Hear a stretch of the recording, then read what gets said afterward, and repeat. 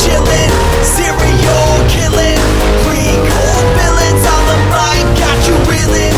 5-star rated from the floor to the ceiling. If you catch a 1-star, no time for feelings. Got a demon DJ on the ones and twos, by the name Beelzebub, so don't get confused. So grab a seat by the fire, roast them all over two, and prepare to hear the legend of the Straight Chillin' Crew.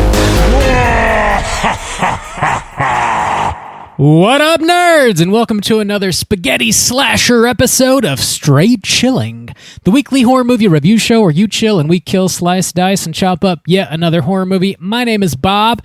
I'll be your host for the evening. This is episode 521, recorded on Monday, March 24th, 2025. Tonight we're talking about the final U-Pick of the first quarter of the year.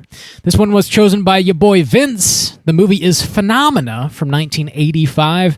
Before we get into it, let me introduce everyone else on the show tonight. First up, calling in from Washington, D.C., we got your boy Rand Diesel. Coming at you! I like the new addition to the names list. I think I've said that for the past month, and I don't think anybody has noticed. No. Rob, you're speaking, so we're not listening to that. Oh, yeah. We got self-respect. That sounds about right. Next up, calling in from Seoul, South Korea, we got your boy Soju. What's up? Oh, what up? It's your boy Moth Mang Soju on the hunt for my moth girl, you know? Some of those moth girls need to call me up. Trying to get For a Ingrid one-night cold in stand. bed. Chapstick. Randy. Don't forget your chapstick, ladies. Extra chapstick. That's how the man likes it. I've always been a creeper. It's like, Like the kudzu who's strangling our dicks. strangling our dicks is what it sounded like you just said. Strangling our dicks. Dicks. Kudzu's always strangling my dicks. Them kudzu girls, you know. Are we on to 3 or 4 random jokes that we're mashing together? It's yeah, a we're melding in jokes. This is great opening line. great shit. starter. Like I said, we're talking about Phenomena tonight, the Dario Argento joint. Big thanks to Vince for picking this week's flick. Let's tackle just a little bit of housekeeping before we get into it, though. If you do support us over on our Patreon at the $5 level or above, we got our April poll currently posted over there. The theme for April is Part Deuce. We got 3 slasher sequels for you to vote between. They are Child's Play Deuce, Friday the 13th Part Deuce, and Nightmare on Elm Street Deuce. Boys, Deuce is up. How them deuces looking, Bob, last week of March? The slightest of shifts have occurred. Nightmare Deuce still on top with 50% of the vote. Second place, Friday Deuce, 38% of the vote. Last place, Child's Play Deuce with 12%. Well, it looks like we're talking Friday Deuce. Nightmare. Right. Nightmare Deuce. Yeah. Talking about something. I don't know what it is. We're again, Rob, we're not listening. Looks like it's Child's Play Deuce again. Please, somebody listen. Oh, God. I've jumped from not listening back to the episodes ever to just not listening during the episodes. That's kind of my new thing. It's your evolution. Time to finally talk about Psycho. I am real smart. Thanks for noticing. Well, get your votes in before the end of March. We'll see what movie we're talking about this April. We're also dropping mini casts over on our Patreon website every other Friday. We just dropped one on Heart Eyes. And next up, dropping this Friday, the 28th, you got your boy Bob talking about a movie called Companion. Whoa, Bob. Ooh. Is that about the moth girls looking for permanent companions they can never lock down? Man, I could make jokes, but it would spoil the movie, so I can't. Okay, then yes. Oh boy. Yeah, it's a goth rave. That's the whole movie. No, I would say if you haven't seen the trailer of this movie, avoid it and try and go in as blind as possible.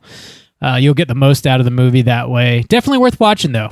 Check out Companion if you haven't seen it quite yet. Sophie Thatcher, solid flick. Check it out. Cool. We do have a brand new patron. We got to give mad shouts outs Thank to. God. Thank God that your boy Ben L signed up on Patreon and showed us some love.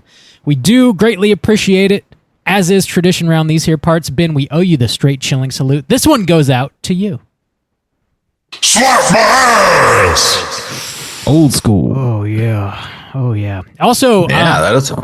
Ben sent us a little message. Whenever you guys sign up on Patreon, it gives you the option to send a message, and a couple of people have in the past. But this was a nice little message, and I'm going to go ahead and read it real quick. It pertains to the moment.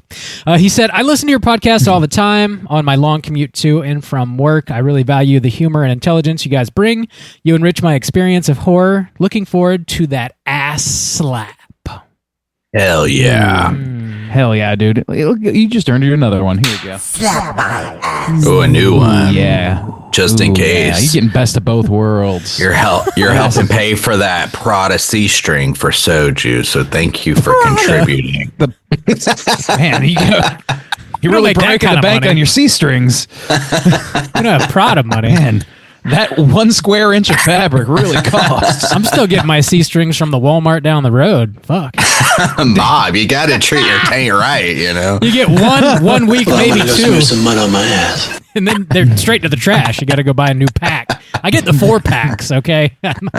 It's hard living these days. It's all, The value C you wear it once and it's just all racing stripe. Nothing but racing stripe. In this economy, Always listen, got to refresh. you do what you got to do. Oh, Ben, I hope that ass slap was as good for you as it was for us. Thank you so much for the contribution, sir. We appreciate it. Thanks, buddy. That's all we got for Patreon news. Do you guys have anything you want to plug? I think I'm clean this week, surprisingly. Doubt I'm always clean, Bob. it. Yeah, squeaky. This house is clean. All right, let's get into the main event. We're talking about Phenomena, and we're kicking it off with the back of the box. What's on the back of the box?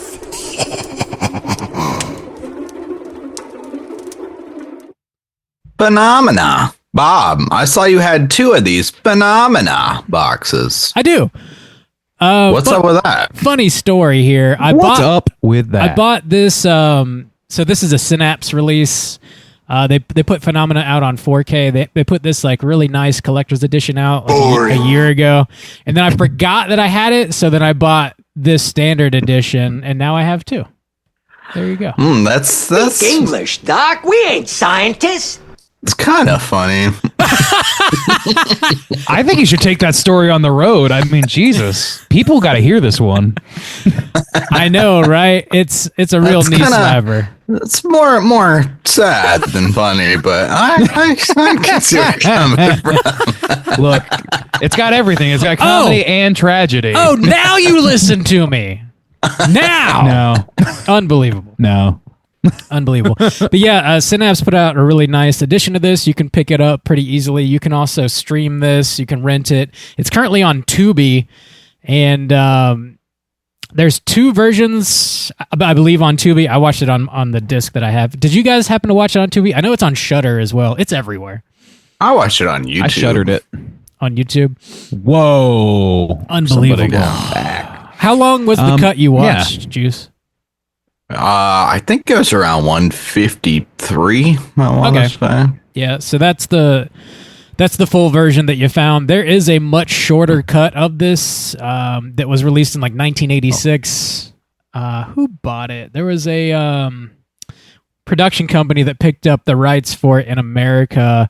New Line Cinema bought it, and they cut out like 20 minutes of it. So there's like a much shorter 90-minute cut floating around. I kind of wish I watched that one, to be honest with you. Yeah, I haven't ever seen it, so I'm not sure what they cut out exactly. If They kept think of a few things. probably a lot of the gore was removed. I mean, there's definitely a couple Hope scenes, when you watch this where like the quality of the film degrades. You can tell those pieces were removed, and then they found them and put them back in. And I did see that in my cut. definitely some gore moments in there. But anyway, so suffice it to say, there's a couple cuts out there. I would recommend probably watching the longer hour, 56-minute version. This is from 1985. This was written and directed by Dario Argento. Stars Jennifer Connelly, Donald Pleasance, Daria Nicolodi, which was Dario Argento's wife, not anymore. A whole bunch of other lovely folks. I'm not going to butcher their names here. Plot synopsis brought to you by IMDb is as follows. A young girl who has an amazing ability to communicate with insects is transferred to an exclusive Swiss boarding school where her unusual capability might help solve a string of murders. She Boys. thinks at the blue she's a smart little girl. Chicken nuggets is good for me. Love it. Gentlemen, have we seen this movie before? And would we recommend folks at home check it out? Juice, why don't you kick us off? I had never seen this movie before, and not a strong recommend. Maybe loose, medium to loose, I guess. It's kind of like an Italian Carrie kind of thing going on here. But yeah, not strong for me. Like I said, I don't know. Maybe that 90-minute cut would have been good for me, but I don't want to lose the gore necessarily because that's really the best part. I would say watch the first 20 minutes of this and then the last 20 minutes of this, and then that's a pretty good Skip the amount hour of time you've bullshit in spent. between. Kind of. You can put it on like 6x speed and then between or something. Pretty much. But yeah, a loose recommend there. Randy, how about you? Would you recommend people check this out? I think we're on a similar place with this one. It's no secret on this podcast that I am not a big Giallo boy, more of a Jello boy. This is not. This doesn't do it for me. I do know that there are people that are really into this. It's just a bit of an oddity, and a lot of people like that. And a lot of people have like highfalutin opinions of this sort of thing. So those are the people that should watch it. Otherwise, probably not. Probably not a recommend for me. All right. And first time watch. Yes, I didn't say. Oh, that. and Bob, there you are. I'm still here. Have you ever seen this before? Oh, shit. Would you recommend it? Bob. Ask me the questions. Have you seen both versions of this that you bought? I've not seen the American, the shortcut, no, but I've seen the full length 2 or 3 times now.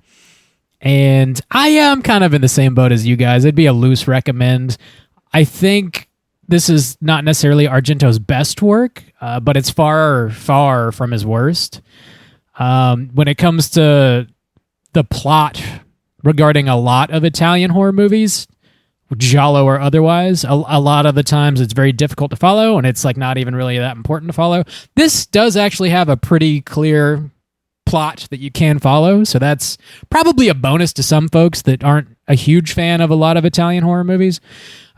There is a through line here, and there's some familiar faces too with Donald Pleasance and Jennifer Connelly, so this might be one of the easier Argento flicks to get into, I think. If you're looking for an access point, there's definitely some more difficult stuff. So, consider that, I guess. And like I said, it is on Shudder. But for me, generally, to my taste, it's a loose recommend. It's all right. It's all right. There you go. Nah. So that sucks! that sounds like a maybe to a no, depending on who you're listening to. That's about as loose as a recommend can get. Nice and loose. So we are going to be spoiling the shit out of this movie, and here comes your warning.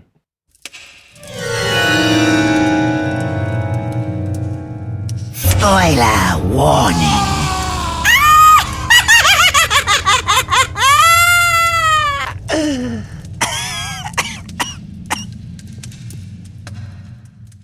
Oh, Bob, you got that Italian plot synopsis? Ooh, read it in Italian, Bob. The Italian. Speak Italian to me. Italian. It's too long for me to do it. If it was short, I would. Oh. But the Italian chill. Carrie, like when you said that, Juice, it's a Carrie. It's scary. Okay. It's Carrie. It's a scary. It's a Carrie, right? It's a scary. Oh, Man. Just do it in Dracula voice. That's close enough. They do call You know, this as the long as- twins. Why do you think I have this outrageous accent? the Swiss Transylvania is said more than once in this movie, so That's true. kind of makes sense. That's true. All right, here goes Say it in Swiss, Bob. this fucking insane plot synopsis. Here we go. In the Swiss countryside, a teenage girl misses her bus and is beheaded by an unseen assailant. 8 months later, John McGregor, a forensic entomologist, deduces this murder was the first in a string of murders, including the murder of his assistant. Meanwhile, Jennifer Corvino, the daughter of a famous American actor, arrives at a Swiss academy for girls. At night, Jennifer sleepwalks and witnesses a girl murdered. She awakens and runs into the woods where McGregor's pet chimpanzee, Inga, finds her and brings her to him. McGregor's bugs have an affection for Jennifer, which leads him to believe she has a telepathic link with insects. The following night, the murderer mistakenly kills Jennifer's roommate instead of her. Jennifer sleepwalks yet again and is led to Sophie's murder by a firefly where she finds a maggot-filled glove. She shows the glove to McGregor, who concludes the killer must be a necrophile. Students later mock Jennifer for her connection with bugs, causing her to summon a swarm of flies that covers the entire school. The headmistress then transfers her to a mental hospital. She escapes and flees to McGregor's house, who gives her a great sarcophagus fly in a glass box. The fly is supposed to lead her to the killer's lair and takes her over to the cottage we saw at the very beginning of the movie. She ends up being followed by Inspector Geiger, who talks to the real estate agent and finds the identity of the previous owner. That night, McGregor is murdered. Jennifer calls her dad's lawyer/agent, Morris, and tries to go home. She ends up staying at Frau Buckner's house, who claims Morris... Right? You gotta think of that immediately, right? Every time you hear it. She claims that Morris contacted her and instructed her to put Jennifer on a flight the following day. Inspector Geiger's investigation leads him to a mental hospital in Basel, where he learns a staff member was raped 15 years prior by a male patient. At Bruckner's house, Jennifer asks why all the mirrors are covered. Bruckner explains her son can't stand to see his own reflection. Then she insists Jennifer takes some pills before going to bed. She does, then sees the sarcophagus larvae and purges the pills, assuming they are poisonous. Bruckner then knocks her ass out. Geiger arrives and questions Bruckner, who confirms she was attacked and raped at the mental hospital 15 years prior, then locks his ass up in the basement. Jennifer wakes up and tries to escape through the basement, where she falls into a vat of rotting corpses. Bruckner taunts her, but Jennifer is able to escape while Geiger beats Bruckner's ass. She finds Bruckner's son, who is the product of the previous rape. He ends up having a rare genetic condition called Patau syndrome. He attacks Jennifer and chases her out onto a boat. He punctures the fuel tank with a spear, causing a leak. Jennifer summons flies that attack the killer. Then he falls in the water and ultimately catches fire. Jennifer reaches the shore as Morris arrives, finally.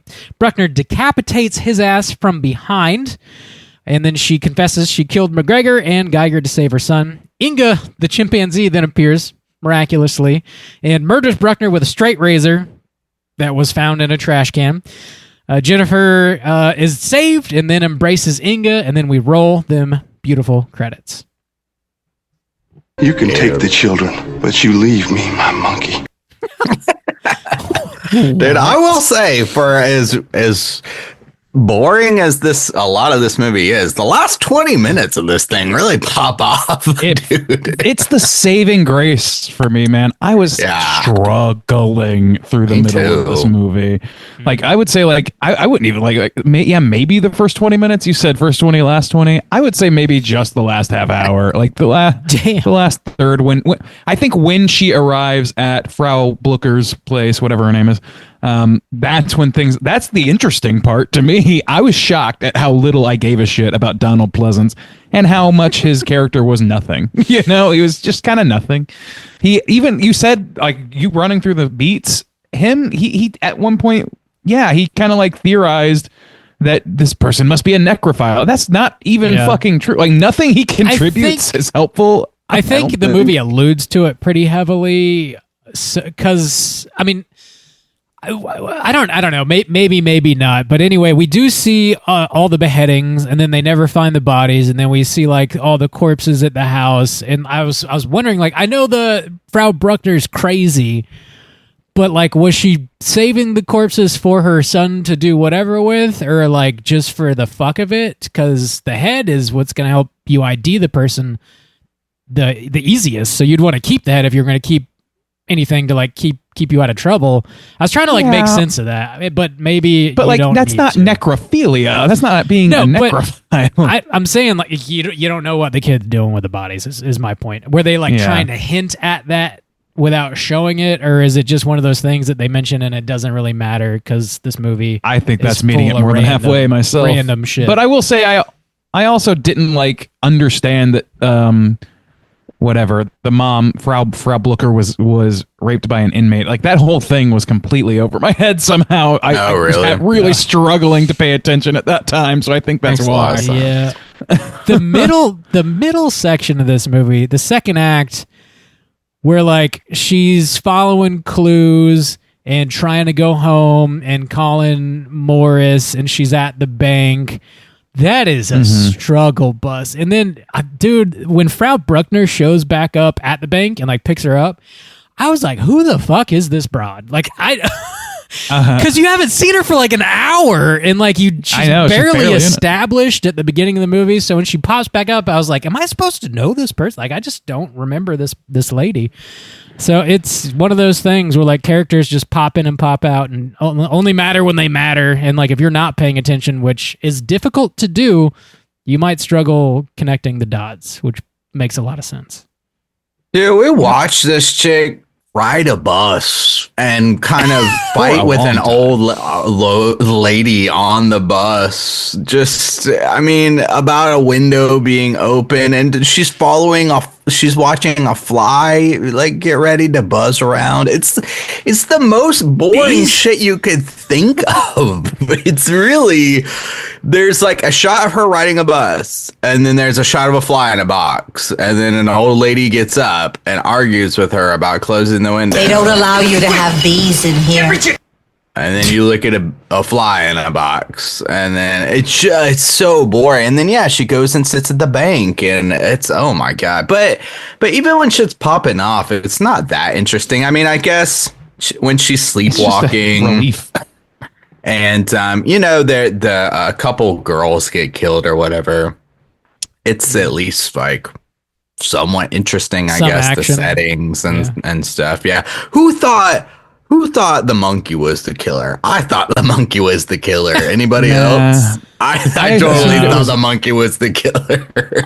I thought it was Morris because he was the one that sent her there. She said at one point, like, he was the one that found the place. And I was just like, okay, so it's probably this faceless producer, because this is, of course, an Italian Giallo, which means that you don't have to know a dick about them. This is like the most hint I've ever gotten from a Giallo. I never try and guess because it's always like, oh, who the fuck is this person at all? Yeah. It's a gardener that was in the background of one shot. So like trying to figure it out, it's almost a waste of your time. Almost every time. Yeah. Like I said, when Frau Bruckner shows up, I was like, oh yeah, I forgot this person even existed at all. She's barely in the movie.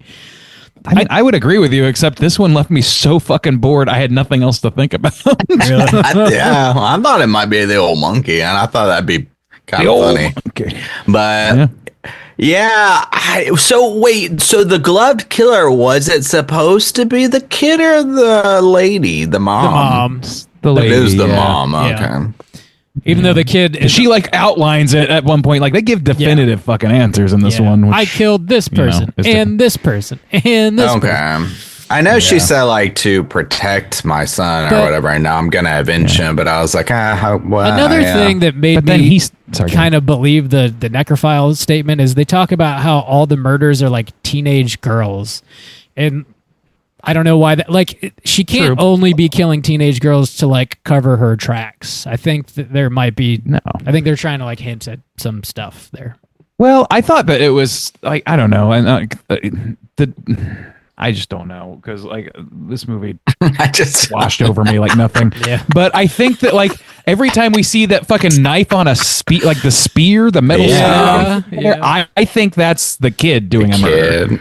Well, then that would be Donald. Then that's how he gets killed. Nah, you're right. So we saw that was a full-size adult. So I don't know. I guess that would make sense. So he has the reach, on the pole. Yeah. Otherwise, I don't know. Like, what? It's a weird it's kind of a cool weird weapon, fucking though. murder weapon. So like maybe the kid's killing folks and she's killing folks that might find out that her kid's killing folks. Maybe that's what's happening. I guess. I will say I don't know. 90% of the time, the music in this sucks butts, but sometimes, dude. sometimes it's cool. but 10% most of the of I time, like the it's Andy and the not. Sex Gang. Slap. Every Andy and now the and Sex then, Gang, it they hits were pretty just at the right time. Did you see that? Was it What? Andy and the The- Sex Gang? Yeah. Yeah, that's I your, was like, your all band, right. Yeah. That's my band.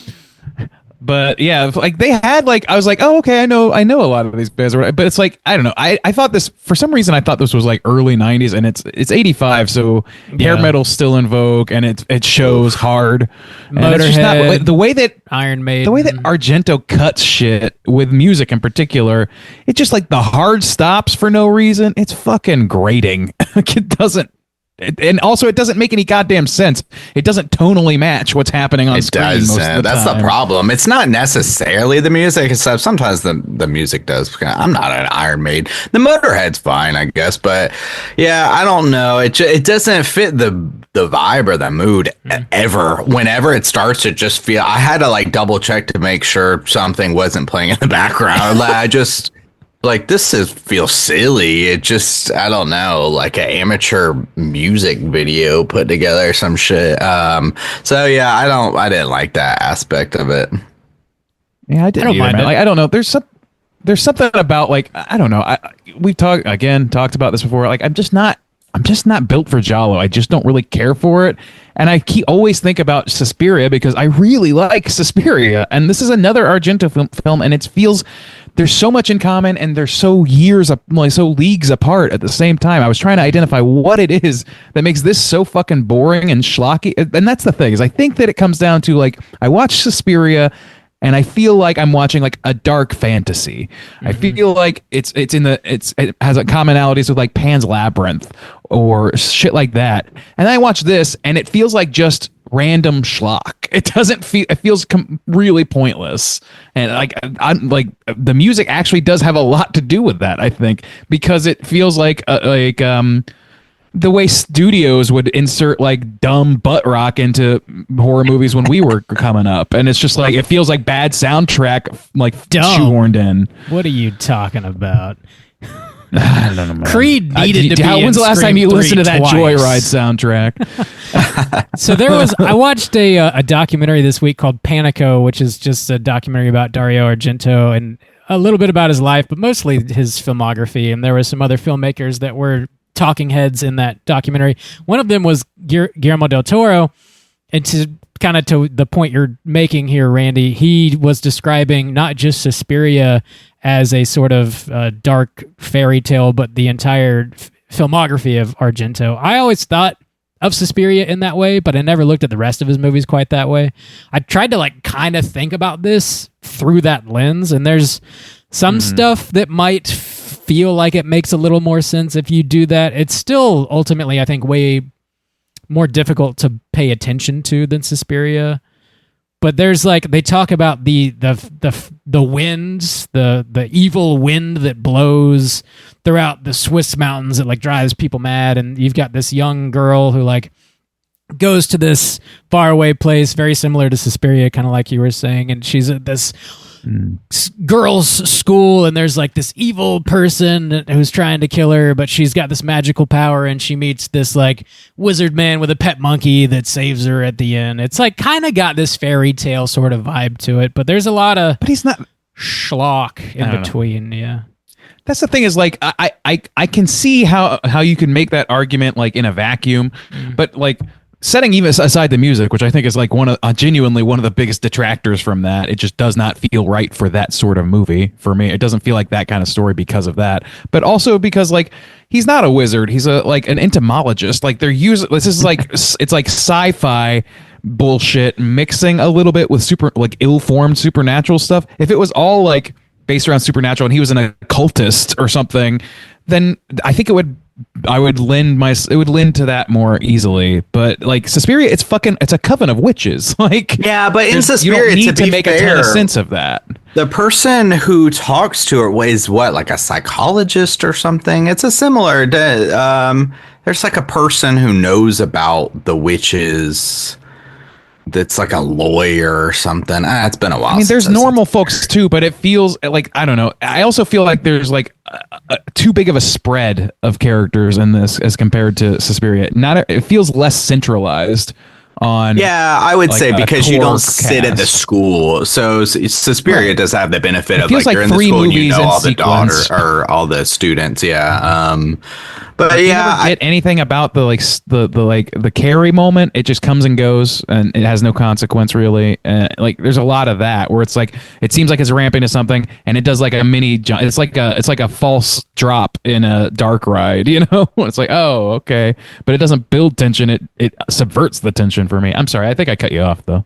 No, I kind of agree. I think if we had spent more time with some of the other students, like from their perspective, or like, yeah, if she had more of those Carrie moments. But yeah, I mean, Donald is a weird addition here because I feel like you need people more like oppressing her or against her, thinking she's weird, or like bringing out some of those aspects of the bugs. But I don't, it's just the whole bug thing is not really well formed. It's kind of interesting. Like when she had that, I will say, okay, so when she had that moment and they're all teasing her and there's the glass doors and all the bugs come in and, you know, are on the outside of the doors, I was like, whoa, okay, that's kind of dirty bitch!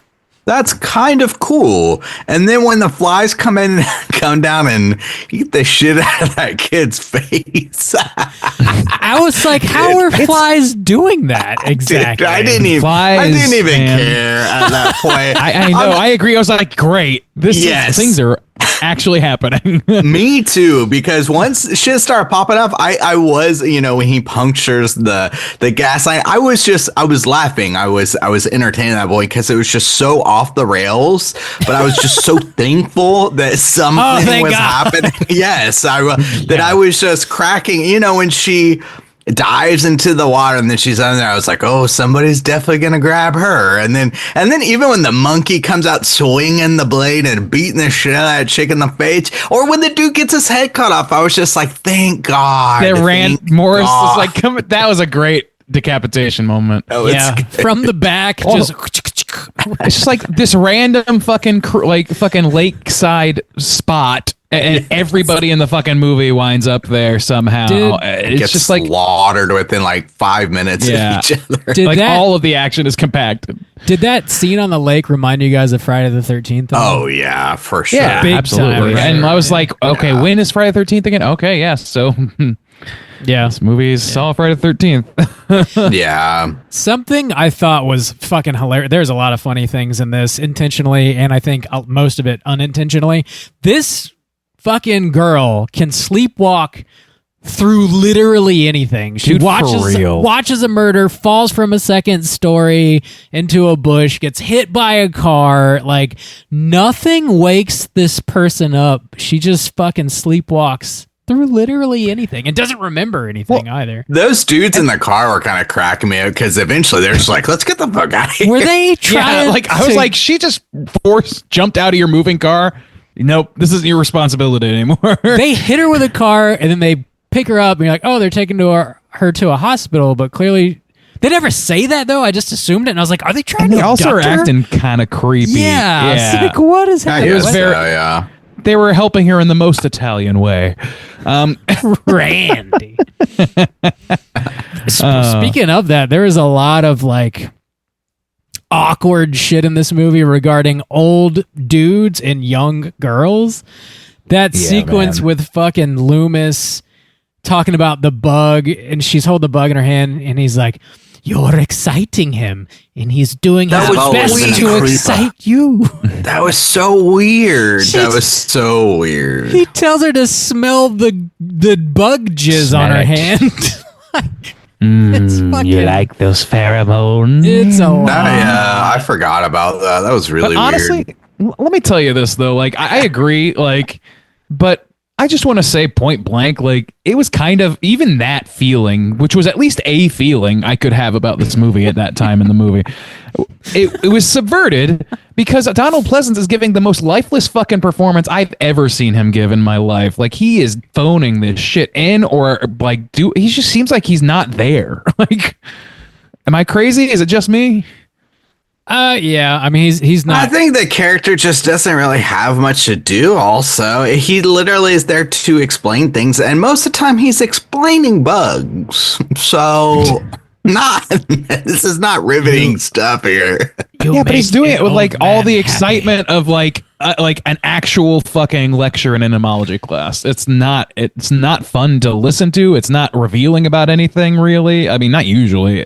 It might reveal the next like a plot point or something, but even that is kind of obscured. It's tough, man. The only thing that made his scenes watchable for me were the monkey and the fucking disembodied maggot infested head at that one scene. Dude, that we got introduced the to him. smell on that head, can you imagine? It's just sitting on his Dude, desk. that pit, talking about that pit, that was nasty. Dude. When she falls into that pit and everything's rotting and shit. And Frau Buckner is laughing hysterically at her while she's just swimming in corpses. That scene is insane. That shit is insane. Yeah, and that dude is there, and he's all the queen, and we're the sorry people. That's true. He's all bloodied up, and he's like, "I'm here to save you." And then it doesn't even make a lick of sense where he breaks his hand, and then he somehow is able to reach her, but his other hand, the chains are the same length. length. Yeah. And that doesn't. But he's really like able help to him. like stretch out, I guess. But then he has Maybe. to With use his his broken fucked hand up to hand? grab Yeah. her, and he does, and it works. But he does beat until the it shit doesn't. out of her. He does do that. I also did not know who the fuck that guy was. Like it was like, I'm here to help you. I'm the inspector. It's like, Inspector, what the fuck? What are we talking about? Yeah, he also just kind of shows up in the third act. He was at the right before that scene pops off. He was the guy at the psych ward or whatever. Yeah, and that's the first time I remember seeing him. When I was looking back, I was like, okay, I guess it's that guy. Like, no, he showed up at the house too. policeman. When she follows the fly to the house, he shows up at the house. I think that's the too. first time you that's see true. him. I had forgotten that. Yeah. You're right. But yeah, and then fair enough. It's like an hour into the movie at least before you see him. So you're like, you start to question yourself because it's hard to follow. You're like, do I know this man? Am I supposed to? Who the fuck is this person? I'm like, I'm all for a dream logic-y movie or whatever, but this doesn't even feel like that. It just feels like half-baked. Like, that's the thing. The problem is the vibes. Once she shows up to the house, even the vibes are there. Where she goes into the room and there's that doll, she's explaining about her son, and then she goes into the room and she kicks over the train and the doll falls over, and then the lady comes in, she's like, "Oh, you think this is my son?" And the doll's kind of like torn apart at the waist, or like all that was creepy. And I was like, hell yes, thank God something is, because even her acting style, she's so manic and obviously unhinged, and you're like, okay, there's something to watch. Not a bus ride, not a fucking bank phone call. There was one scene, and this is the scene where she is escaping right before like the orderlies are coming to take her away, and the nurse falling asleep or whatever she takes that scene of her like sneaking out. They don't skip a fucking second of that shit. You watch her peel off the tape off of her arm. You watch every fucking second of it, and it's just like, it's meant to draw attention out, but I feel nothing in that moment. Remember, and that's feelings, the thing. guys? Yeah, it's like, barely. I got none of that. I don't know. Yeah, I agree. Yeah, this movie. But the movie has its moments. It's just like they're sparse. All in the last 20 minutes. It definitely needs someone else to edit it. Argento doesn't need to be cut in this movie, or probably most of his movies, honestly. It's very difficult to follow. There is like, I don't know, there's a lot of stuff going on here, and like when you describe it, it sounds like extremely bombastic. And even in like my memory, it'd been a few years since I've seen it, I remember it being like as bombastic as those last 20 minutes are, but for the entire runtime, and that's just really not the case. But I think I don't know that the American cut is better. Maybe it is. I haven't seen it, but I feel like there probably is like the better version in this movie if you just like rearrange some scenes and cut out like 20 minutes of it. I think it could be improved, I think. Put in some Creed tracks. I think editing. It's a minute minute. So it's an hour and 50 something minutes, I think. Yeah. And like, buddy, I felt most of those minutes. Felt them a lot. Yeah. Yeah. The beginning kill, like there's some decent kills. There's a couple decapitations. The one at the beginning goes like slow motion, which is a very Argento thing, and then it happens again when she first gets to the school. The girl that she witnesses die. Something that at that first kill, like you can tell when her head falls into the waterfall. It looks like somebody just punted that shit. The way it just kind of just shoots off right into the water. I forgot about that kill. Yeah, she misses the bus and stuff. Yeah, that's a problem. It's so long that for the first couple kills, because her roommate got too, and somebody before roommate too, because when she sleepwalks, just one of the other students was like running to the other building. Yeah. So I mean, if you just cut out like 45 minutes from the middle, you might have a bit more like, really, like Brandy said, other than having a monkey, if you cut out all the Donald scenes, probably would have helped as coach. I mean, like it did explain things, but like it was not, but not in any, because really, if you take her being a detective out of it and Donald, then you have this girl shows up to the school, people are dying around her. She that triggers some of her kind of powers that she has with bugs. She's treated as an outcast. They try to lock her up. Against her will. She tries to sneak out, gets caught by the killer, and then we have the whole sequence play out at the house. That's a lot more, They could have easily, like, this is the thing, like, the easy thing to do is make him a professor at the school teaching biology, and he just knows about bugs, and she has an interest, and he's the only one that's nice to her there. But he's also in a handicapped position and treated poorly himself, and he eventually sees like her getting like he tells her to run for whatever reason because he sees what danger she's in. Like it wouldn't be that hard to keep him in there for the expository bit without relying entirely on it, And then the monkey's fun to watch, but it's like, what the fuck? Like I just don't know what to make of this. It's just this. He's kind of a character. He like has human-esque like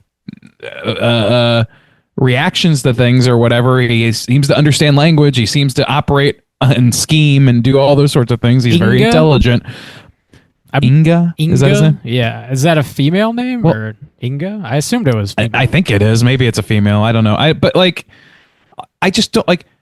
What does this mean to me? The monkey saves the day.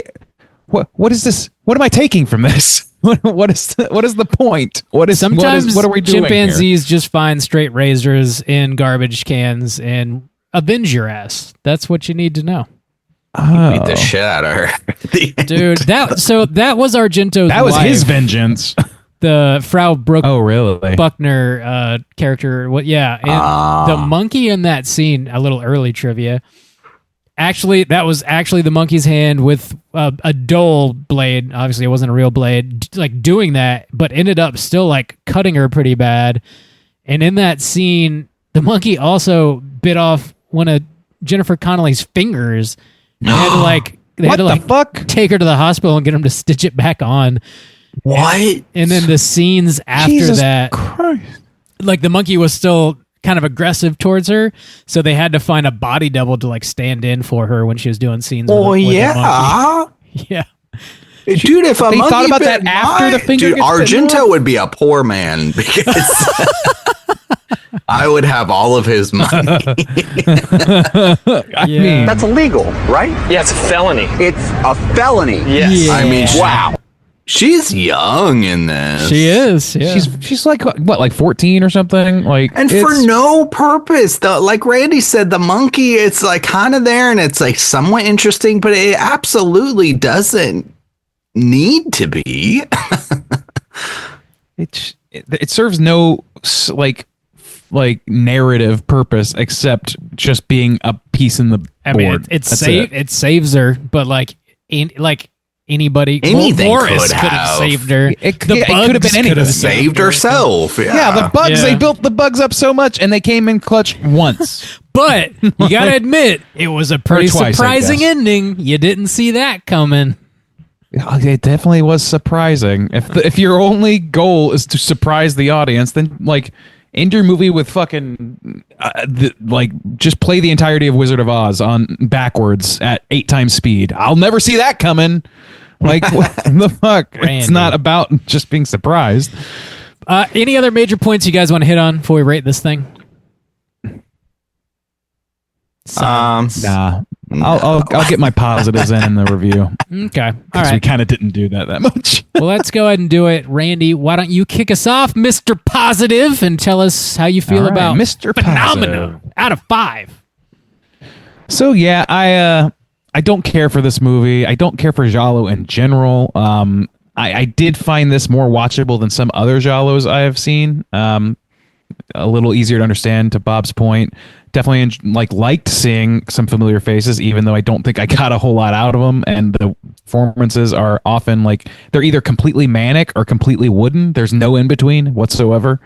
It's very strange to me in that way. But I also I liked some of the like set pieces, I guess, or like just individual components, like you said, Justin, like. If you describe certain things in this movie, they sound awesome. And there are a few things like visually that look awesome. But they're kind of subverted by like swaths of complete fucking boredom for me and incomprehensibility, not to any great end, I don't think. It doesn't quite decide to be a dark fantasy. It doesn't quite decide to be a schlocky B movie. It doesn't quite decide to be anything at all. And it ultimately it's less than the sum of its parts, which is kind of saying something for me. Yeah, so those are my positives. Didn't care for the score. I think that undercut it significantly. I can't stop comparing it to Suspiria because I just like it's like the Rosetta Stone for like, why don't I like this, but I like that. And it really is like, it's vibes based, man. Like the score in Suspiria, it may be the same fucking piano or whatever, the same lick over and over and over again. But it's driving and it's like mysterious and it creates like a cocoon, like a pocket universe that this movie lives in. You know what I mean? It feels contained. This movie felt sprawling and listless and unfocused. And I was just grateful that it actually led to some like fun scenes at the end. That was the best thing that could have happened to it at that point. So ultimately, I think for me, it's just not my scene, man. I'm gonna go with a 2. 2 from Randy Juice. How do you feel?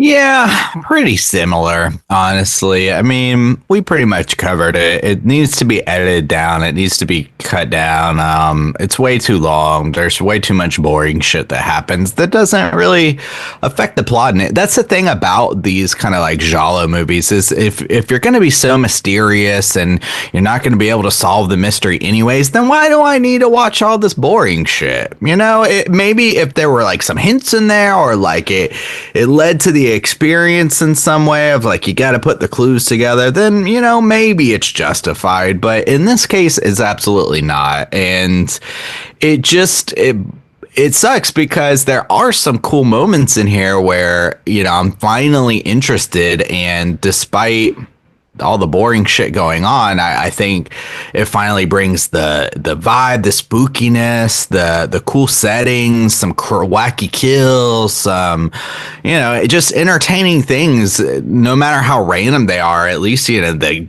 fucking boat explodes and there's gas flying around the lake and she's got to swim under it, and this dude with the face and the bugs eat it, and it's just, at least it's something. It's not riding a goddamn bus and looking at a fly in a box and like calling somebody at the bank, and it's just, oh my god. So yeah, I would say it's about 40 minutes too long, which is almost half the movie. So yeah, I think I agree with Randy on that. I think 2 is fair. I really did like the last 20 minutes. Yeah, if the rest of the movie was that high octane, I would have a lot different experience with this movie. Me too. Bob, out of 5, where are you going to rate this one? I'm not too far off from you guys here. I do some positives here. I like the setting of this like mysterious Swiss town up in the mountains, and there's this evil wind that blows that drives people crazy, and I think that really lends to the fairy tale vibe of it. I wish they would have gotten more into that, and I like, given that how that is mentioned like 2 or 3 times in this movie, I don't know that we needed this kind of random backstory to show up in the third act about this woman being raped at a mental institution and giving birth to like a deformed child and that maybe is into necrophilia. It just sort of like starts to get into gross for grossness sake, and like I just don't love that. I mean, even if she, like, you got to draw the line somewhere, man. It's just it goes off the rails for me in some territory that I don't necessarily dig. I do like the fairy tale kind of stuff, and I think the like crazy wind, if they would have just left it at that, would have probably made it even more interesting. I like the idea of this young girl like being able to communicate with bugs, and potentially the bugs leading to the solving of the murder. I think that's a really like cool thread to follow for a horror movie. The familiar faces in here add a little bit of charm to it, even though Loomis isn't fully utilized here. I definitely wanted more of his like, you know, it's pure evil nonsense, but he's a little even keeled. There's a handful of decent kills. There's some decent practical effects. The monkey, even if it doesn't necessarily make a lot of sense to the plot, I think does add a lot and does make the ending very memorable and surprising. It feels like a grab bag for good and for bad. There's just like a little bit of everything in here, and also like a lot of nothing in here as well. There's just like, it's a weird mixture of shit happening. I dig the score. I dig the soundtrack with Motorhead and Iron Maiden, stuff like that. And yeah, there's like I said, there's some weird stuff with like old men and like young girls. Like her roommate, Sophie, I think her name is, goes on and on and on about how like sexually attracted she is to Jennifer Connelly's dad, and she's like, "Oh, have you slept with him?" He's like, "No, he's my father." And he's like, "Oh, well," just like goes on. And then they talk about, there's another scene where they talk about like the doctor who has more hands than the basketball team or something like that. There's just like creepy old men in this, and it just, I don't know, man. It's 1985, I guess. So I guess That's I guess a distant past where we've come so far, right? We got to make sure everyone knows they're 14 too. That's very important. Yeah. We're just innocent, man. The movie's just way the fuck too long and way the fuck too boring, and there's characters randomly popping in and out of the movie at crazy times, and it's somewhat difficult to follow, especially because it's as boring as it is in the second act here. But, you know, for the oddity that it is, I'll go down the middle with a 2.5. Best I can do. All right. Best I can do. Generous. best I Bob. can do. Best I can do, 2.5. That's going to put our aggregate at a 2.2. So, as I'm sure you're aware if you're listening to this podcast, anytime you guys pick a flick for us to review on the show, you are welcome to send in an email or a voicemail with your own thoughts and ratings. And your boy Vince, who chose Phenomena, sent over an email. Juice, do you have that pulled up? I do. It says, "Hey, straight chillin' crew. Thanks for reviewing Phenomena. I love Dario Argento movies and always like to watch this one every few years." Whoa. You can you can almost imagine his opera movie ending scene flowing into this movie due to the setting. Dario Argento threw the kitchen sink at this movie, and the rock music soundtrack is really fun. Whoa. There is some great scenery in the Swiss Alps, and Jennifer Connelly and Donald Pleasance make for an interesting cast. The premise of a girl who can control / communicate with insects is pretty unique. I always expect gratuitous screaming and bright red blood in Giallo movies. Giallo, but who could have predicted underwater scenes in a flaming lake and a chimpanzee saving the day? Hope everyone enjoyed this one and keep chillin', Vince. All right, fair enough. Yet again, we're going to apologize for, shitting down the neck of your favorite movie. Damn. I mean, we weren't that harsh on it. We didn't go that hard, but I still always feel bad. I don't know. Like I don't know. Vince, we appreciate it. I sent him a follow-up email because he didn't give a rating, and he gave us he did 3 out of 5. Sorry, yeah. Okay. So, even then, he's not like that far off from us, really. Yeah. That's okay. So he's just like fond of it, and that's totally fair.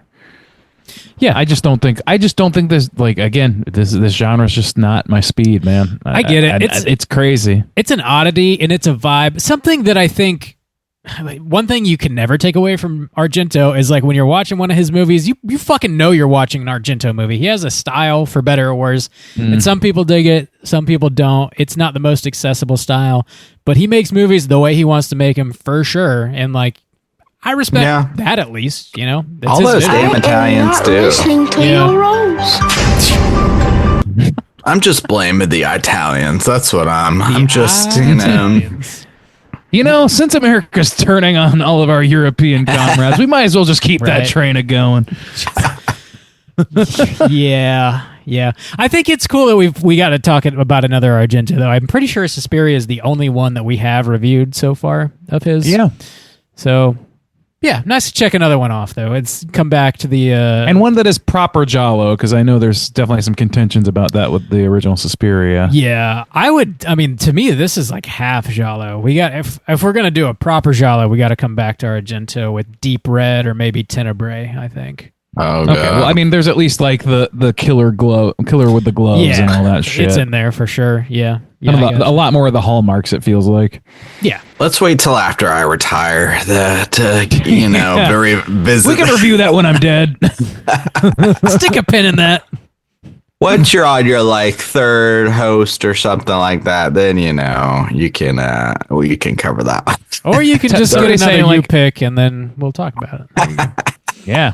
Whichever twist comes our first. arms. Whichever comes first. It comes at a price, but it's not that expensive. $25 or one of us dying. Thanks for picking the flick there, Vince. We do appreciate the support as always. Let's go ahead and jump over to the Rotten Tomatoes segment and see what the critics and users have to say. Certified fresh to death.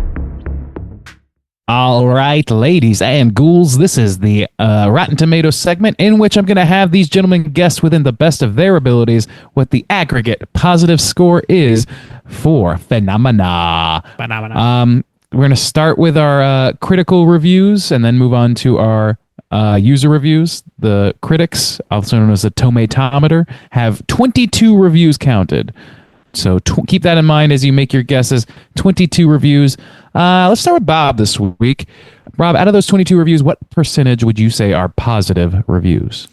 I don't think this is a critical darling there, Randeezy. Mr. Randiesel. I don't see that happening. How low are we going to go, though? It's probably a couple horror outlets talking about this. Maybe more than a couple. So I'll take a 40 even, I think. 40 even. Okay. Soju, 22 reviews to count here. Where are you coming with it? I don't know. I'm just going to assume people are sniffing their own farts and going higher on this one. So I'm going to say, you said 40, Bob? Yeah. I'm going to go 50 then. All right. Well, 23% difference between the correct answer and one of you. We're going high or low, baby. I think it's going high. I don't see it going that low. I don't. Randy, talk. Well, this is your segment. no, you keep positing all the possibilities first. What is it? We got to draw this out. 73% is the correct answer. Soju's going to walk away with this. That's not crazy. terribly close himself, but still, a win's a win. Yeah, I mean, people get high and mighty on this Italian bullshit, so that makes sense. It's about a bunch of nerds who never had a girlfriend in their lives. I wonder, I wonder what hell ye in Italian is. Elita. There you go. Ela grita. So Let's butcher a beautiful language. yeah. It's never stopped late. before. We've been butchering the English language all our lives, so we might as well keep it going. Yeah, but that's not beautiful. That's Beautiful, yeah. That's true. Fair enough. So moving right on over to the user score, or the poopometer, as it is dubbed here. 5,000 plus ratings on the poopometer. We're going to go in reverse order. Out of those 5,000 ratings, Soju, what percentage do you think are positive reviews? I think this is going to be lower than the critics, but I am going to suspect it's not going too low. I'll say 63. 63. All right. Shocked you didn't go with the comedy number. I know. I have Bobby? a little depth to me, Randy. Man. You know, I'm not always just... I didn't choose 69. I'm deep like that. Everyone says... Everyone's always talking about, man, that guy's deep. Did you see he had the chance? They're talking the about chance to them pick 69. cheeks. You got the deepest cheeks I ever seen. Damn. Damn, Grand Canyon back there. Bob, what are you coming in at? Oh, Juice, what did you say? After all that nonsense, I forgot. 63. Thank you, 63. I'll take the under with a 58. 58. All right. He goes went with tens the first round and randoms the second. Let's see. Do some quick braining here. Oh, okay. It's only 4 percentage points away. Actually, I was looking at the wrong number. So yeah, one of you's only 4 percentage points away from the correct answer, and that correct answer is 67%. Soju's gonna walk away with the week. Whoa, that's you. a hell you. Sweet, Bob. Oh, yeah. Oh, yeah. There you go. Well, yeah, 63%. I'm sorry, 67%. That's I don't know. They're both in the same area. I don't like. They're too everybody high, seems to right? be. I think so, but so. apparently not. Huh. It's not certified. And there's no. I told you critical those consensus. foreign films always get a boost. It's the same with the Korean films. Anything that's foreign always just gets an automatic boost. Well, I've been trying to not tell in y'all this for country, damn it. years. The For internet years. is global, Juice. For What are years. you talking about? What are you even talking about? all right. Well, since there's no critical consensus, I'm going to jump right to the most inconsistent part of this show, which is the negative reviews. Let's see if they're phony. Be hilarious. I'm going to Randy. read a couple of them. Here we go. Here's one. Worth watching if you're a hardcore Argento fan. Otherwise, pass. Nope. Should have pre-read that. That was not interesting at all. Just accurate. Let's read one more. Here we go. Constantly skirts on the edge of being something unique and enthralling, but at each turn, Argento turns up the volume a bit too loud or piles on just a bit too much, even for those who appreciate his elaborate excesses. I don't think that's particularly funny, but it's closer to the truth anyway. I don't know. It's fine. And fuck this segment. It's done. Bob, how's that trivia Hilarious looking? as always. I got a shitload of trivia. Let's do it.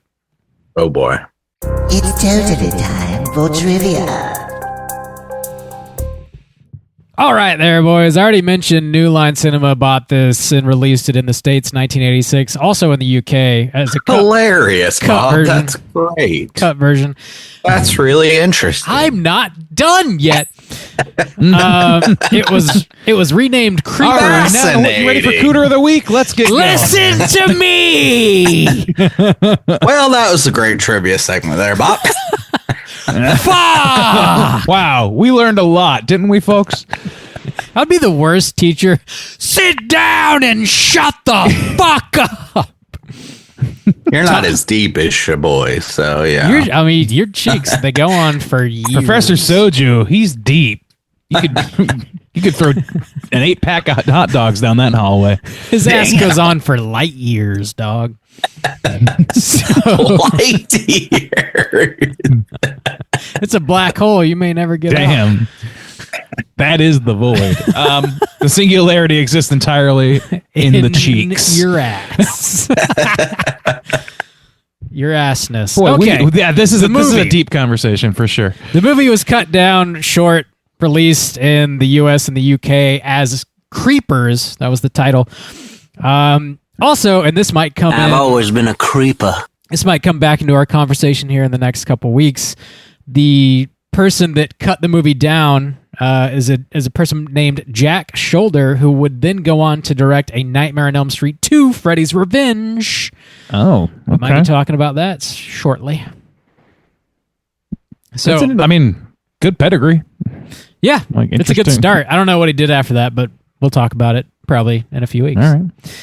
Cool. Argento, speaking of getting high in our own supply, this is a quote from him, and I don't see it, but here we go. He said, "When I was thinking of phenomena, I imagined that between 1940 and 1945, there had been a very serious incident, the war, and that the Nazis had won. After 30, 40 years, the people had wiped this dramatic event from their memories and didn't talk about it anymore. In reality, though, the Nazis won the war, and life, therefore, has a totally different vibe. It's a world where the Nazi order won. If the movie is watched attentively, then it is obvious that from that perspective, whoever made it was working from this principle." What? Huh? What? I don't see that. I didn't see anything about the war. Doesn't make any sense at all. Changing history and yeah, this is not what, and also there's magic. What are the hints? What are the hints? I don't know. It's obvious. She has Dario. a castle. Dario, is it obvious, Dario? Is it though? It's a scary. Oh God, it's a scary. It's that's what they call slashers in Italy. It's a scare. It's a scary. They're not here, kids. Go see a scary. Can we get the term spaghetti slasher rolling? Can we bring that into the normal horror lexicon? It's a pretty good expression. Can we do that? How about elevated spaghetti? Has that worked for you?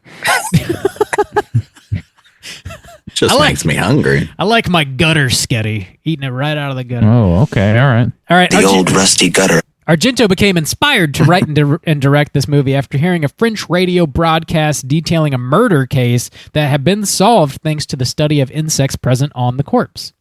Which is, again, I think, a cool idea for a horror movie. Generally. Yeah, okay. You listen to Radiolab. That's cool. I've seen a couple. Yeah, I mean, those like Netflix documentaries that, sometimes that happens about like when the bugs come out for the winter or the spring. I mean, like different things. Like, yeah.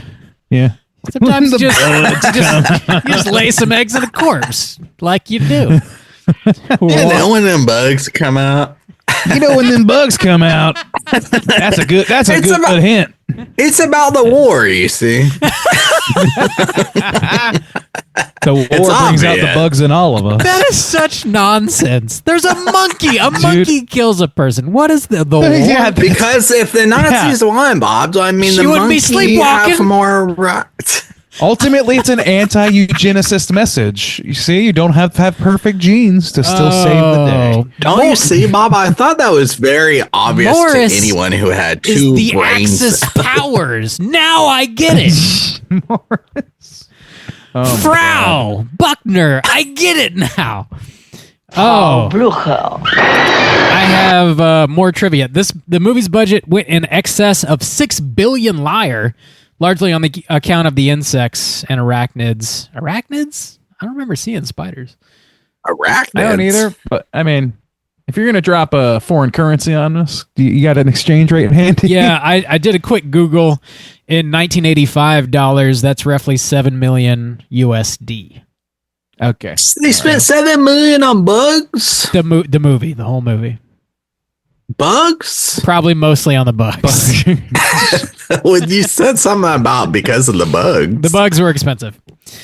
Beads? I could get you bugs for free. I got a guy. I got depth. I could just pull them right out of there. I got a bug guy. He can hook you up. Is he good? Let me see. I read some of this already. I just got him. Nah, he's a bug guy. Oh no, he's not good. Apparently there's a clip of Jennifer Connelly on Conan O'Brien's talk show from 2008 where she talks about getting her finger bitten off by the monkey and all that stuff. So you can go find that online if you want to. That's out there. That really just kind of bums me out because that's really like child endangerment and abuse and negligence. And I mean, that's one of many things fucked up about this movie, to be honest with you. Yeah. Speaking of fucked up things about this movie, David Murata, who played Bruckner's son, recalled the lengthy process of making a mold of his head and stated that his death scene involved being smeared in glucose before having 40 million insects released on him. No thanks. I don't care for it. 40 million? That's what this trivia How do you says. even count that many bugs? I mean, if you can't count 40 million bugs, what are you doing with your life? You go 2. My bug guy said that that's not realistic. He charged him for 40 million bugs, but there's like 2,000 probably. He's just Argento, I'm telling you, there's liar. It's going to cost you 5 trillion lyre. That's all I got to say. There's a lot of bugs. I'm your bug guy. Sargento, you gotta find a trustworthy bug guy, Dario. Come on. It's hard to find a good one. I still haven't found a good one yet. So when you find it, you gotta hold on. You gotta sink your claws in and never let go. When you get a bug guy, you can't let him go. Buddy. You gotta just good or bad. You just gotta hold on to your. You bug gotta guy. capture him and like got hold a bug him guy hostage. for life. You know, it's like a marriage, is what it is. After Phenomena, Daria Nicolodi. Not Nickelodeon. Nickelodi, probably. Repudiated the film. This was Argento's ex-wife. They were married at the time of making this movie. She said the movie was reactionary on account of its portrayal of handicapped people and stated on an interview that she would no longer work with her husband. They later divorced, but would work together again 2 years later on Opera. So she's a liar. Then they're not. That's fucking confusing on so many levels. Yeah. Like, I could see reactionary seems like a weird term. Yeah, maybe there's a weird translation ableism or something. I don't know, maybe, yeah. But it is reactionary apparently because it's a Nazi environment. I don't know, like it's apparently I don't know, man. A Nazi world that they're living in. Boy. So I guess it's reactionary in that way, arguably. To give further context to this movie, you may or may not remember this plot beat because they say it and it means nothing to the actual movie. So Jennifer Connelly is telling, I believe, her roommate about how on Christmas Day her mother got a phone call from her mother's lover and left the family on Christmas Day and never came back. And apparently that did actually happen to Argento when he was a boy. That sucks. Okay. Bummer. Sorry, Dari. But it's still about the war. That's yeah. She's got the war in her. She do. Good God, this is about video games. You guys maybe have heard of this. I never heard of this. So Japanese video game developer Hifumi Kono created his video game Clock Tower from 1995 using many ideas from this movie. Oh, okay. I've never heard of that. I have. It's the one. I think it's the one. The famous thing is the dude's got the scissors. He's got these giant pair of scissors. I think. Oh, really? If I'm thinking of more that, like Exorcist 3. I think if I'm thinking of the right game, The first kill, and he can cut you in half. The first kill is a scissor kill, though. I'm pretty sure. Yeah, that's true. So there are scissors involved. It's not a Yeah, it does look like- scissorless. it's a PlayStation game. I don't know. Japanese creator. I can't remember where originally. Oh yeah, it is the dude with the scissors. Yep. I'm thinking of the right thing. Yep. No, I've never heard of this. It's a game filled with scissors. Scissor me timbers. I mean, it worked for old Ed. This is the last bit of trivia I have here. So we mentioned the already? evil. I know. I'm so sorry to cut it short on y'all. We mentioned the evil wind that blows in the Alps. It's a real thing in it's a real thing in Swiss folklore, Randy. With your it's bumps. so refreshing. It's a real thing in this bedroom too. God damn. Just ripping evil ass. It'll make you crazy. Randy, if you don't stop shitting the bed, I'm going to go fucking nuts. Okay. So yeah, it's a real thing called the fern sickness, which is spelled Foehn. Fern sickness. Or the fern wind, which causes the fern sickness.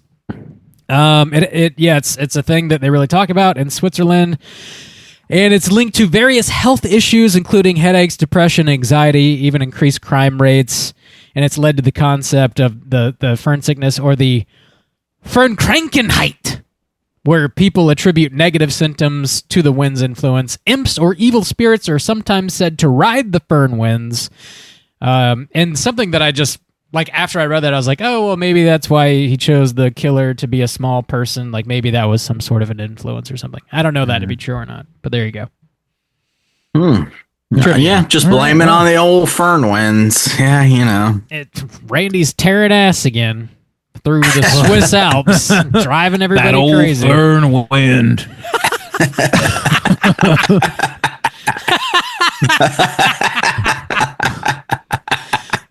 Oh shit! The fern winds filling the house. They're blowing again. The fern wind. Somebody blows. must have ate gutter sketty for dinner. I see it every day. Christ. This is the depth we're talking about, people. I'm a Come deep on. guy. What? Perfect for the fern wind to blow through the chasm. Oh, Lord. Oh, man. That's all the trivia The fuck I is got. left? We're talking Cooter of the Week next. Straight chillin'. Cooter of the week.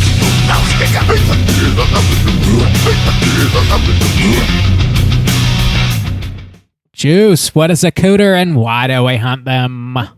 Oh, talking about depth. Cooter is a character type and a straight chillin' exclusive.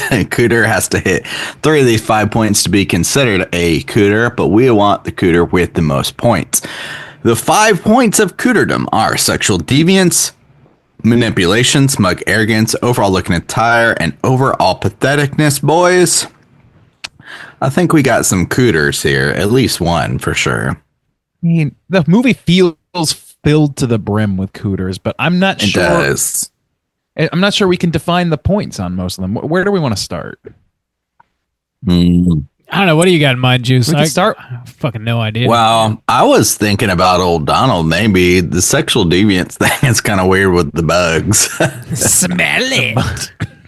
It's pretty weird. bugs. It's kind of weird. To be honest. bugs. You make an old man happy. Oh God. I wish he had performed it that way. I really do. I'm an actor. Yeah. In the bedroom. There's a lot of nefarious things happening in the bedroom in this conversation.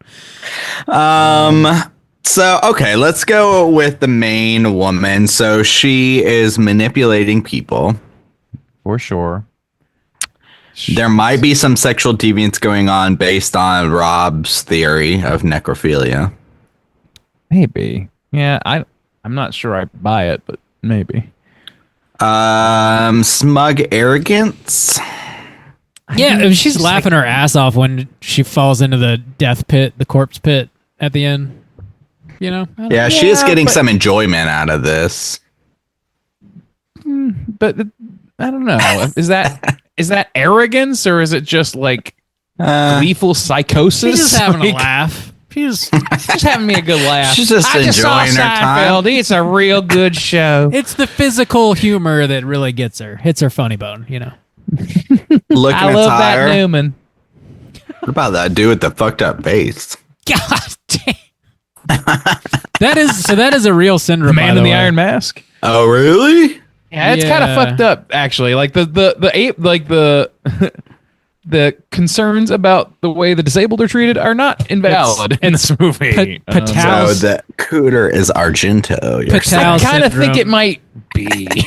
And so I meant to say this during it's called Patel syndrome.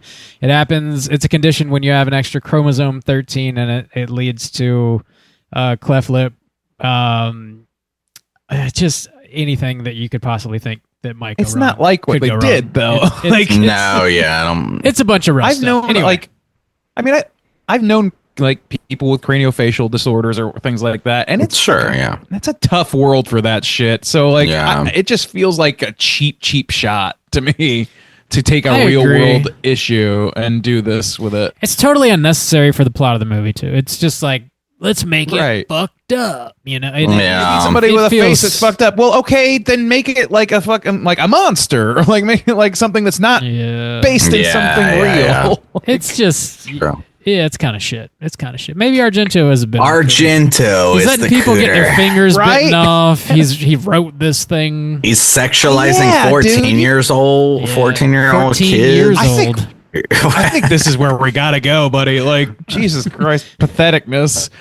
His own wife wouldn't work with him after this because he was so shit. Can't even keep your own wife. Smug arrogance. It's not even. It's not about the war, Dario. You put it that way, it's kind of a cruel thing for me to say. But Must be a real loser to lose your mom Can't even- and your wife, right? God damn, Your mom. you're really beating him off with a stick, aren't you, buddy? Beating them No off. wonder your mom left you. I Really mean, your beating him wife. God damn. This is mean now. I think we're Yeah, the we're getting Cooters to now. it. I think he's turned us into the Cooters now. Let's lock ourselves we're the up, Cooters boys. now. I've said it, and now it is known. We've I'm become ready to what lock we him up. hate. Yeah, it's the whole movie and it's everything. It's a The Cooter. whole movie and everything. It's a Cooter movie. Everything but the The monkey. movie is a I Cooter guess. in my life. I don't know. Yeah, Yeah, the monkey's monkey's solid. rescuable. Monkey's just being a monkey, I guess. It's having a good time, you know. Just Connolly's fine. Like, she's just kind of doing her thing, getting Yeah, shat yeah. on because she speaks to bugs or whatever. Yeah, that roommate talking about banging that chick's dad, that was weird. And she's just like, haha, I know, whatever. Like, she's Yeah, very my cool about it dad. for some reason. Yeah, you know, She people was want to like- fuck my dad. It's fine. When she's like, I wouldn't sleep at all if I was thinking about your dad. It's like, damn. yeah, fuck. Yeah. Yeah. The less said about that, the better. I'm just going to be rubbing one out over here thinking about your I dad. said the less said, the better. Jesus Christ. Well, excuse me, Mr. Man. Oh, Hey, let's move on from that. he's turned us into the Cooters now. Okay, Oh my yeah, God. it's all. I don't know. I just don't want to talk about it anymore. It's weird. Let's talk about what we've been watching this week. Hey, let's do that. Hey, gang, what you been watching? Randy, what you been watching? Yeah, I'm pretty far behind, so I'm going to kind of speed round a few things due to missing that week and skipping a couple weeks.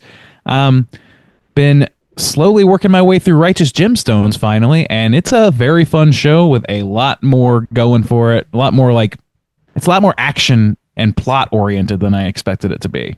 You know, How far into but it? I'm enjoying are it quite a- you? started season 3. I might be 2 episodes into season 3 at this point. Nice. So enjoying it. Really love BJ. BJ for life.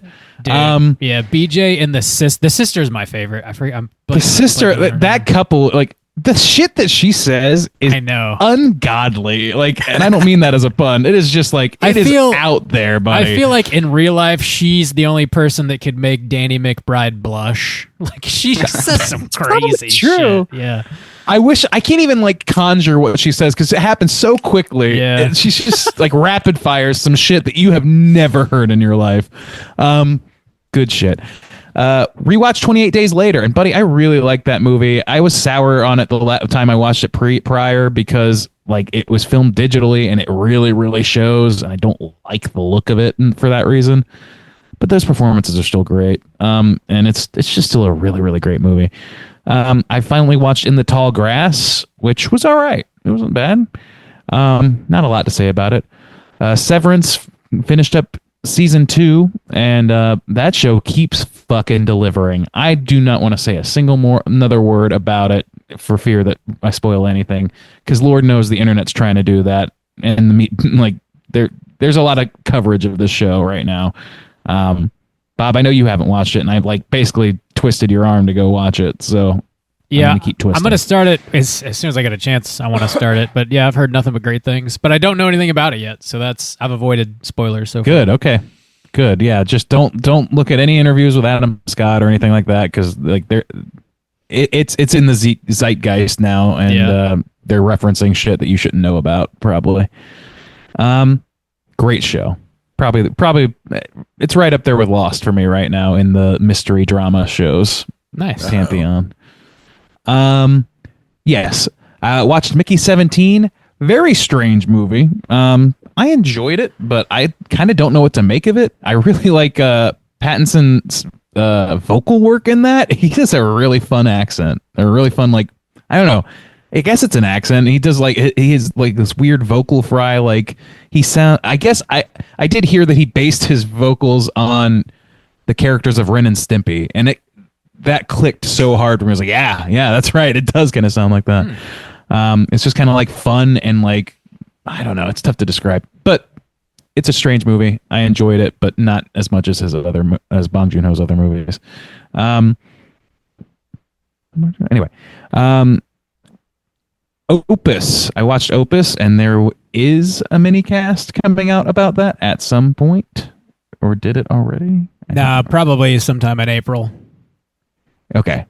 I didn't think so. I did watch that, so I'll reserve judgment on that, be a patron, and listen to my thoughts on that movie. I watched Adolescence, the new Netflix mini limited series. It's a 4-episode limited series. I cannot recommend this show enough. It is an achievement of a show in terms of like craft and in terms of performances. It is fucking incredible. It is also a significant bummer of a show. So know that going in. It's only 4 episodes. Just the selling point that is easy for me to give because people love this shit, including myself. Every episode is kind of a self-contained story where not every episode focuses on the same characters. It kind of jumps around between characters in this overarching story, and every episode is a single take, just one take for like 45 minutes to an hour, maybe more. It's good. It's a damn good show, and seriously, I cannot speak highly enough about the performances. Maybe there's a couple of like all-timer performances in there, but one of them might be the best performance I've seen this year. Like it's pretty. I don't know if I can conjure another person that can compete with it. Anyway, great show. Very sad. And then I watched a couple of shows this weekend. I went to a couple like gigs. Watched a couple local bands. One is Kill Lincoln, the ska band here in DC, who I like just really love. I loved watching them and getting a little ska music in. Apparently there's ska nights in parts of the city that I wasn't aware of, that I got wind of. So I'm going to be doing more ska shows. I know. Burn wind of it. A fern wind blows. And then caught Bad Moves for like maybe the 6th time. I really love them, like power pop punk sort of thing, for those who don't know. And they're calling it quits pretty soon. So Yeah, I was happy to. I think I'm going to get to catch them at least one more time in town here because they are local here. But I think by midsummer they're calling it a day and hanging it up. So I'm getting it in while Nothing I can. lasts Really forever. Enjoy those pins. Nothing lasts forever. Not even this podcast, you know. No, this does last forever. Oh This yeah, is going, I forgot. this is, we're going to put this. Them We're going to put cheeks this on the last International forever. Space Station, and blast it out into space for eternity. Yeah, that's it for me. Cool. Juice, what you been Who's watching? up? I've been traveling, so I've been watching some hotel movies. You know how that goes. One of them was Demolition Shark Tank Man. on repeat. Demolition hell yeah. Man was Do you learn how to use the 3 seashells? yeah, Korean hotel television. So I watched that. That movie is wacky, crazy. When did that come out? Early 90s, right? It's like 93. 93. 93? Yeah. Okay. It's absolutely ridiculous and kind of potent for today's age in some aspects. Some things going on there. Yeah, those fucking fast food wars are killing us. Yeah. Taco Bell fine dining. Apparently, fast food is really expensive in America these days. In Korea, it's still cheap as it's supposed to be. They're putting fucking sandwiches on layaway here now, buddy. It's fucked. It is fucked. Anyway, we don't need to talk about that. Okay. Well, anyways, I watched Demolition Man. Another one was The Mask, which that movie is a lot of fun. It is. I like watching The Mask. And another one was a movie I had never seen before that had Jason Statham and Aubrey Plaza in it. I think it's called Operation Fortune. I just looked it up real quick. It's also directed by Guy Ritchie. Oh, I had no idea. Okay. Wow, he's one of your boys, or at least was. Yeah, it had Hugh Grant in it too. It was kind of like a spy-esque movie. Not that great for a Guy Ritchie. I didn't realize he directed it. He's That's been kind of a making bummer. some shit movies, to be honest. Yeah, what happened to him? I He don't used to be know. good. Even, you know what? I like those Sherlock Holmes movies. For kind of what they are, you know. But yeah, he kind of dropped off there, didn't he? Yeah. That's too bad. Well, I didn't realize he had directed it. And then I have also been watching and finished Severance season 2, and I liked it. But I'm gonna hold on to my thoughts because I think I'm gonna do a mini cast on that one. I did Severance season 1 mini cast, so I wanted to kind of follow that up and keep that going in our Patreon catalog. So yeah, that'll be dropping eventually. I think we got quite a few movies recorded at this point, so it might be a little while, but it'll be coming out in a mini cast form. But that's it. That's all I've been watching. Bob, what you been watching, my guy? Cool. I saw some live comedy this past week. Friend of the show, Ed Larson, was in town. He joined us on our Signs review. Yeah. He's like one of our best friends. We are best hang. friends now. He crashed at the house. I made him some tiki drinks. It was a good time. We fried some gator tail. It was crazy. What the fuck? So Self-caught. Found him in my swimming pool. one of my coworkers catches gator. I believe that. For sure. So anyway, Ed Larson could was in not be town. convinced not to believe that. And he stopped by the Comedy Zone, and he was doing like a Florida tour, and most of it was Florida-based humor, and it was a lot of fun. He was in town here in Jacksonville on a Thursday night, and it was like a sold-out audience. Cool. And it was really actually funny. To be totally honest, I'd never seen his stand-up before, so I was like, man, I hope I find him funny. I don't know. He was very funny. Bitch. He was very funny. So How many straight chillin' jokes did he have? How many straight chillin' jokes? he had did a tight 5 on straight chilling. Great salt jokes they make. You make the Fernwin joke. I'm wasted. Yeah, 9 o'clock in the morning or whatever. I think he's got a couple dates left on his Florida tour, so check him out. And I think we're going to try and have him back on the show sometime in April too. Nice. So that was a lot of fun. Also, as far as movies go, I revisited Men in Black. Hadn't seen that in a few years. That movie really holds up. It's like a lot of fun, great cast. A lot of the effects hold up. Some of the CG is pretty dated for sure, but it's just like a great idea for a movie. And I feel like I forget every time I put this on, but it's based on a Marvel comic property. I always forget that. Yeah. That's awesome. I would love to cover that on this show. I think we should. I was thinking that when I was watching it, honestly. It fits. So maybe we one day. are hosting an intergalactic kicker. We are on this show. Men in Black still holds up, in my opinion. I watched a new Shudder release called Bloody Axe Wound, and the meta slasher subgenre has been beaten to fucking death. And this brings nothing new. I was bored out of my mind watching this movie. I don't recommend it. Drag. I don't recommend it. Sorry. Good movies. So I watched a new release. This is all I got, actually. This is my last one. Novocaine. Went to theater to watch Novocaine. And definitely a great popcorn movie. There's a ton of action and like some pretty gnarly gore, actually. They kind of take the premise of the movie about as far as you can take it, I guess. Jack Quaid does a great job as a leading man. What's her? Amber Midthunder, I think is her name. The actress from Prey. Is she in that too? Yeah, she's the female lead in the movie, and she does a great fucking job too. She's in Opus as well, but not a big role. Oh, is she? Damn, I gotta catch that still. I enjoyed it though. It's definitely worth checking out. And I didn't realize until after we saw the movie, I was like looking up stuff on IMDb. The pair of directors that made this movie previously made a couple movies that I like a lot, actually. So I guess they're my brand, if you want to describe it that way.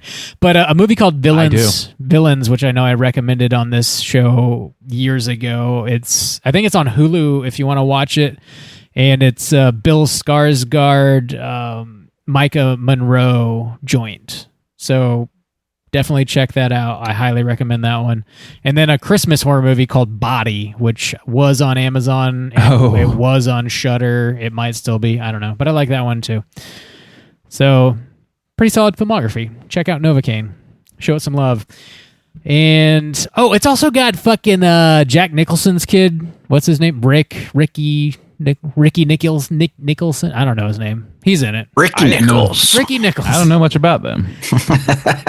He is in it. I don't know if I like him as an actor, if I'm being honest. But people love him. Maybe it's a me thing. This might be a me thing. I didn't really like him in this movie. He was also in Smile 2, I think, and I didn't really like him in that. I don't know. Something about him that I just don't. It's like I can't believe him. I don't know what it. Something about his face. I don't know. Anyway, Ray Nichols. So is it Ray? Okay, I wasn't that far off. Ricky Ray. It's basically the same thing. Ricky Ray Nicholson. Yeah, boy. What else has he been in? I don't know if I've seen him in anything. I just remembered that I started watching Small 2, I think, on a plane, and I don't think I finished it. Yeah. He's in a new movie. Oh, man, I just remembered. Another new movie called Borderline with Samara Weaving. Have you seen that trailer? It's out now. You can watch it, but I don't think I've seen any of his movies. It's another it's a movie about a pop star, which is like a thing now. It's like a new subgenre or something. They're making all these movies. Oh, God. Samara Weaving plays a pop star, and this like crazed fan breaks into her house, and it's played by your boy Ricky Nicholson. I don't like his face. Right. I'm not gonna lie. About I can't just looking at his face, and I really Jack, like to it. me. Kind of, yeah, kind of does. But like not as cool. Oh, is this his? Is this his son? Oh. Yeah, I said that.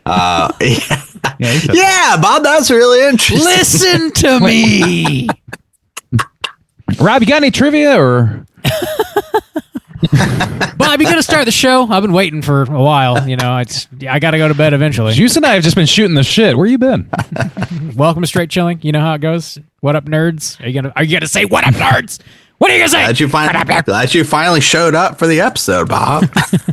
Fucking late as usual. That is all I have been watching this week. We have no voicemails because clearly nobody loves us anymore. Yeah. Clearly. That's true. Bob, are we going to do Hotline Screams soon?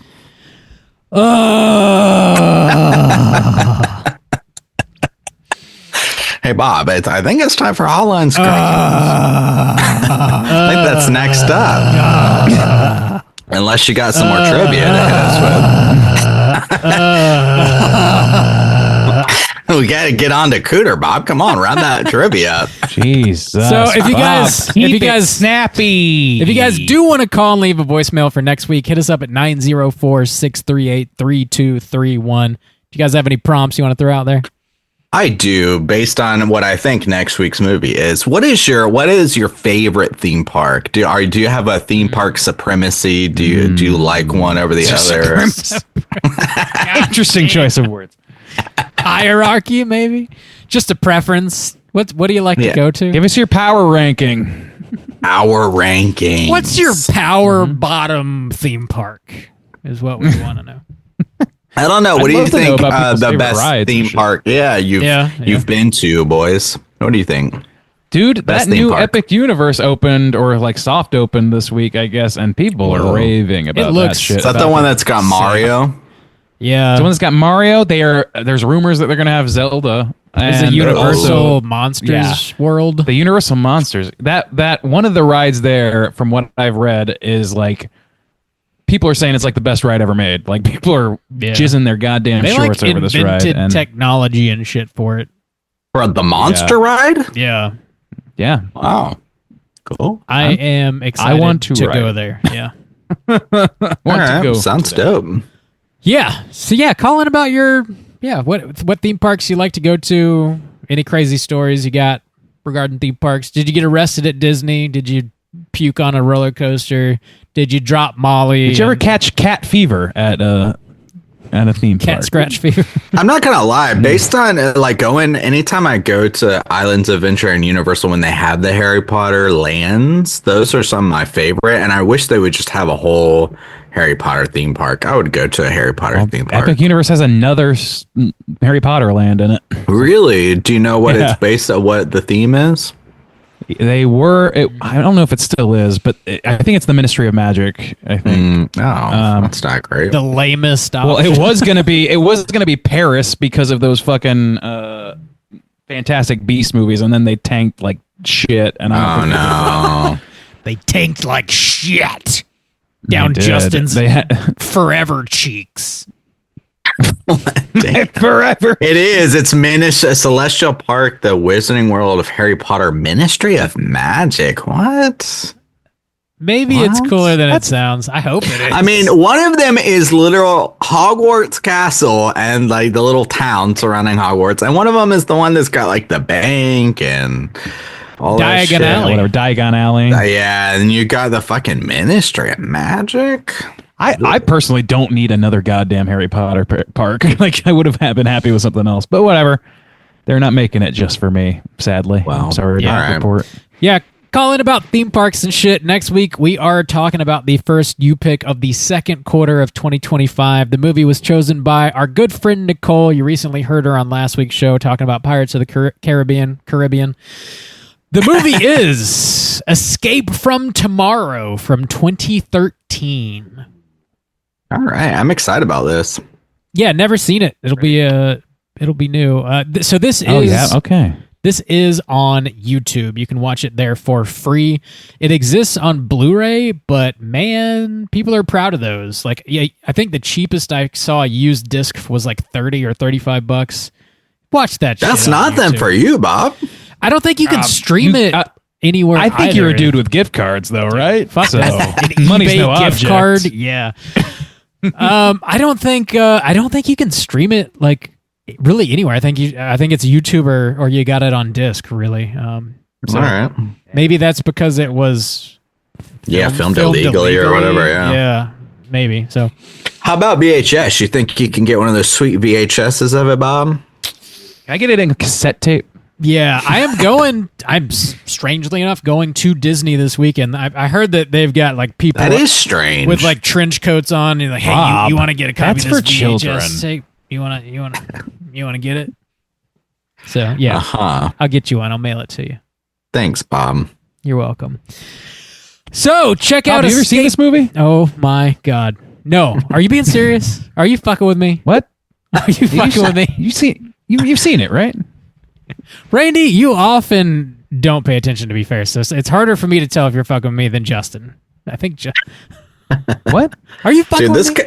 Dude, this guy Ricky Nichols is Jack Nicholson. Dude.